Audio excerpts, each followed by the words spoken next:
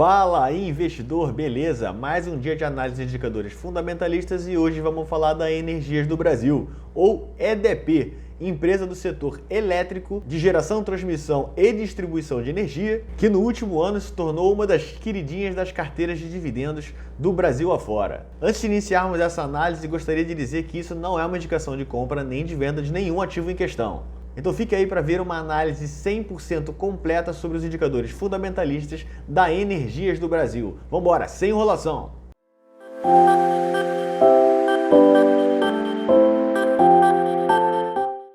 Para quem não me conhece, meu nome é Fernando e esse aqui é o Rapidinhas de Investimento. Vamos distribuir essa análise em 5 grupos de indicadores: o de valuation, de endividamento, de rentabilidade, eficiência e crescimento. Começando pelo Tag Along da empresa. Tag Along, que é o grau de proteção ao acionista minoritário com relação aos grandes acionistas da empresa. O ideal de toda empresa é que seja de 100%, e o da Energias do Brasil cumpre esses requisitos. Outra informação boa sobre a Energias do Brasil para o investidor é o Free Float, que indica pra gente quantos por cento das ações da Energias do Brasil, ou EDP, são negociadas em bolsa de valores para nós investidores podermos comprar. E hoje está em 39,74%, ou seja, aproximadamente 40% das ações da empresa está em livre negociação no mercado. No dia dessa análise, a ação está custando R$ 22,29. Vamos dar uma olhada agora no gráfico dos últimos 5 anos da empresa, que claramente a gente consegue perceber que ela está muito próximo da sua máxima histórica, tendo passado de R$ 11,20 no dia 11 de abril de 2017 para hoje a R$ 22,29, um crescimento de 118,48%. Isso nos últimos 5 anos, muito bom, né? Vamos dar uma olhada agora rápida no gráfico do preço do último ano, que estava no dia 6 de abril de 2021 a R$ 18,44, tendo um crescimento até hoje de 20,88% em um ano, um crescimento bastante positivo. O primeiro indicador que veremos de valuation é o Dividend Yield, que é quantos por cento do preço da ação atual foi distribuído nos últimos 12 meses em dividendos e juros sobre capital próprio ao acionista. E a gente consegue ver que nos últimos 12 meses foram distribuídos R$ 2,92 ao acionista por ação, dando um dividend yield de 13,11%. Lembrando que a média de distribuição das ações do Bovespa é de aproximadamente 3,5%. Vamos dar uma olhada agora então no gráfico de histórico do dividend yield para saber se sempre foi assim. Opa, vamos dar uma paradinha aqui, dar uma analisada no gráfico, porque a gente consegue perceber que houve um salto enorme na distribuição de dividendos, sendo que sua média de distribuição é de 5,37%, hoje está em 13,15%, bastante acima, hein? Lembrando que o Dividend Yield atual é uma relação do preço atual da empresa com a distribuição dos últimos 12 meses. Sendo assim, pode ter acontecido um acúmulo de distribuição em um curto espaço de tempo, mas a distribuição total do ano pode não ser tão alta quanto a atual. Lembrando que há mais ou menos um ano atrás, a Energias do Brasil soltou um notificado importante dizendo que não vai distribuir menos do que R$ 1 por ação. E R$ 1 por ação hoje é aproximadamente 4,5% de dividend yield.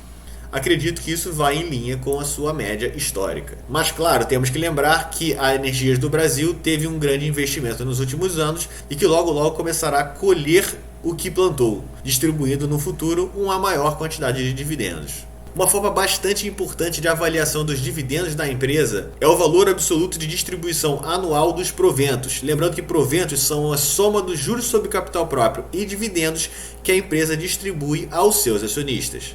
Nesse gráfico a gente consegue ver que há um grande crescimento desde 2005 até hoje, e esse crescimento tende a ter uma continuidade. Se avaliarmos em 2005, a empresa distribuía 11 centavos por ação e nesse momento, em 2022, ela já distribuiu R$ 2,19. E como falamos agora há pouco, no ano de 2021, ela distribuiu cravado R$ 1 por ação. A tendência é que nos próximos anos da Energias do Brasil, a sua distribuição de dividendos continue em crescimento estável. Isso se ela não iniciar um novo processo de reinvestimento. Agora, talvez um dos indicadores mais importantes para quem busca dividendos, o payout, que é quantos por cento dos lucros da empresa ela distribui aos seus acionistas. E claro que essa distribuição é em proventos, dividendos e juros sobre o capital próprio, sendo que o ideal é que esse indicador ele seja menor do que 100%. Com isso, a empresa distribuiria menos do que o total dos seus lucros. ainda sobrando parte para reinvestimento interno. Nesse indicador, a gente consegue ver que a média do payout da Energias do Brasil é de 54,09%, que indica que, em média, sobra 45% dos lucros da empresa para reinvestimento. E ela segue distribuindo dividendos crescentes com um payout nesse nível é bastante positivo.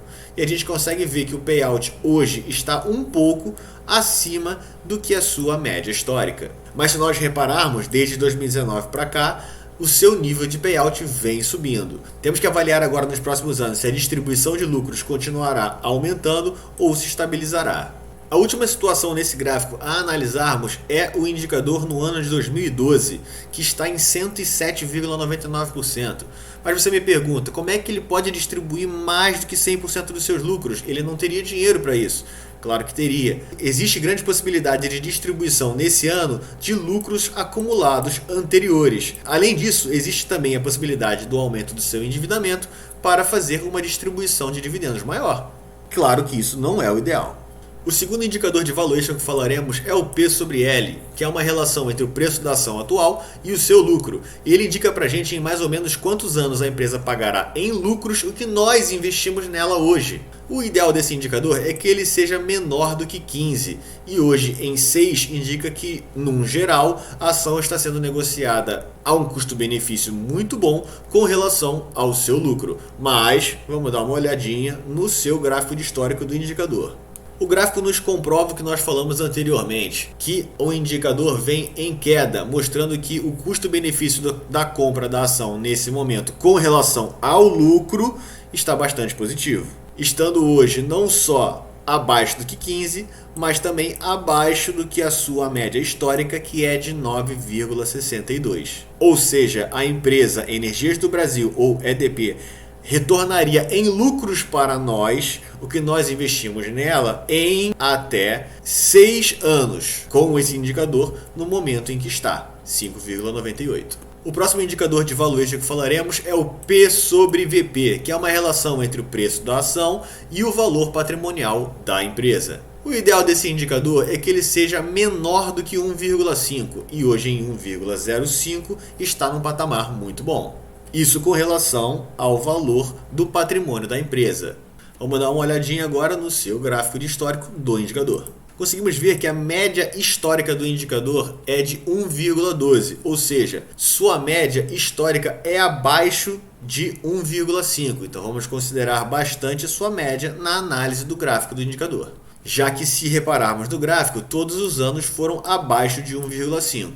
Então hoje o indicador está abaixo da sua média histórica e vem num momento de queda. Claro que houve um crescimento de 2021 para o momento atual, mas vemos que de 2019 até hoje houve uma queda no indicador, indicando que a empresa está hoje mais barata com relação ao seu patrimônio do que esteve há 3 anos atrás. Iniciaremos agora a análise dos indicadores de endividamento, começando com a dívida líquida sobre patrimônio líquido, que é uma relação da dívida da empresa e o patrimônio líquido da empresa. O ideal desse indicador é que ele seja menor do que 1, indicando que o valor da dívida da empresa é menor do que o valor do patrimônio da empresa.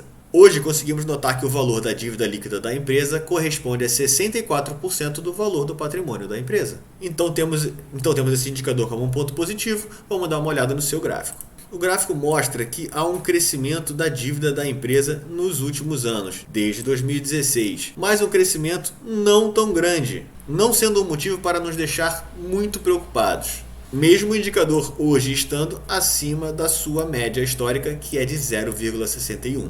O que nos deixa mais seguros é que a empresa nunca teve um indicador acima de 1, tendo os seus picos em 2012 e 2015 de 0,83 e 0,87. Com isso, acreditamos que a empresa tem bastante controle de suas dívidas.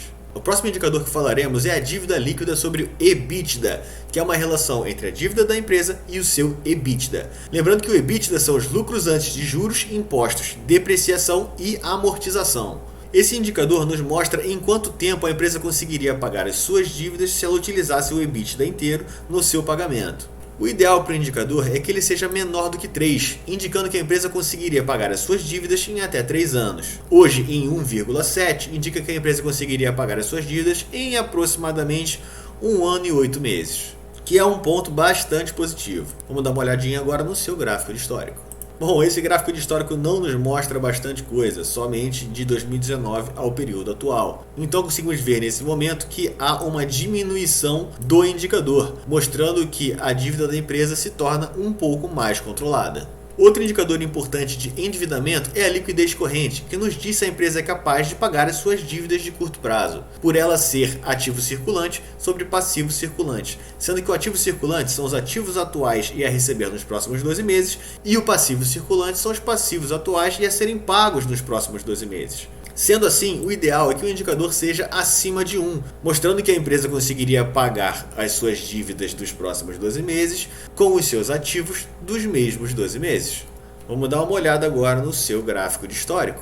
Nesse caso, a gente consegue ver que o indicador não era muito bom no ano de 2020 e no ano de 2014, estando abaixo de 1, indicando que naquele momento a empresa tinha mais dívidas de curto prazo do que ativos de curto prazo. Hoje, o indicador está acima da sua média histórica, que é de 1,20, o que é um ponto bastante positivo. E esse crescimento do indicador de 2020 para cá nos dá mais segurança para a aquisição da empresa. Mas temos que avaliar nos próximos anos para saber se esse indicador voltará a passar do limite do ideal, voltando a estar abaixo de 1.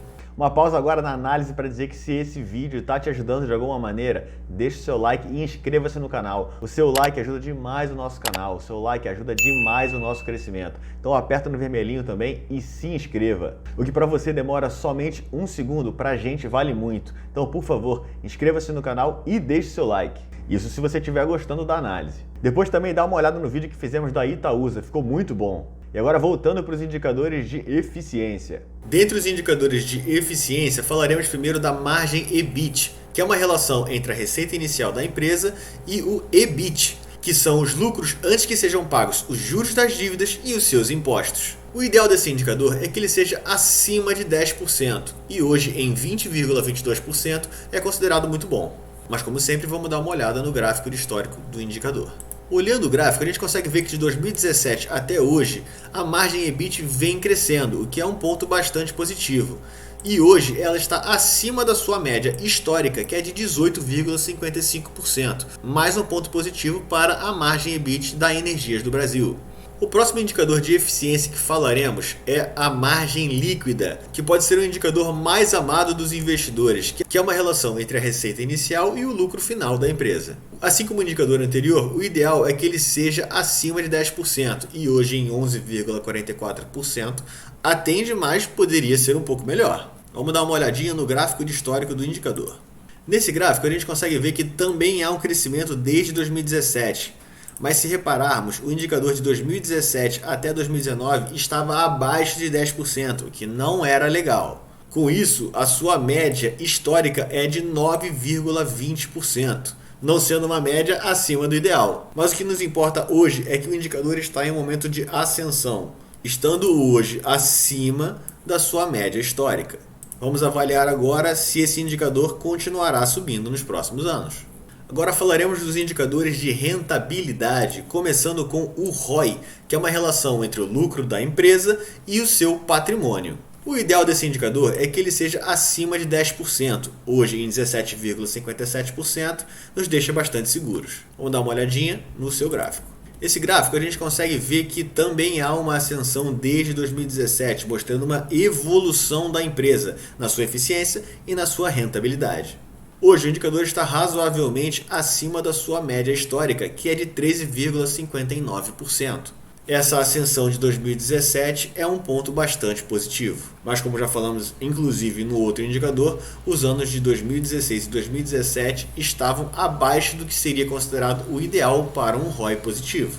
Hoje está bastante acima do ideal, que é muito bom. O segundo indicador de rentabilidade que falaremos é o ROIC, que é EBIT menos impostos sobre patrimônio líquido mais seu endividamento. Indica pra gente a rentabilidade que a empresa é capaz de gerar com relação a todo o capital investido na empresa, inclusive suas dívidas. E para o ROIC, o ideal é que ele seja acima de 10% também. E hoje ele atende a esse requisito, estando em 13,84%. Vamos dar uma olhadinha no seu gráfico de histórico. Como os outros indicadores anteriores, o gráfico também demonstra uma evolução desde o ano de 2017, estando hoje acima da sua média histórica, que é de 10,58%, o que é muito bom, mostrando também constância na evolução tanto da eficiência quanto da rentabilidade nesse indicador. E agora, os indicadores de crescimento, começando com o CAGR das receitas dos últimos 5 anos, que é uma média ponderada do crescimento das receitas da empresa dos últimos 5 anos. O ideal desse indicador é que ele seja acima de 5%, nos mostrando que, em média, nos últimos 5 anos, houve um crescimento de 5% ao ano. Hoje, estando em 15,05%, consideramos muito bom, estando 3 vezes acima do ideal. Mas vamos dar uma olhadinha no seu gráfico. Analisando o gráfico, a gente consegue ver uma certa oscilação no indicador, mas variando sempre acima de 5%, o que é um ponto muito positivo, nos gerando assim uma média de 12,84%, que é uma média de CAGR das receitas muito boa. E hoje o indicador está acima dessa sua média histórica, o que é muito bom.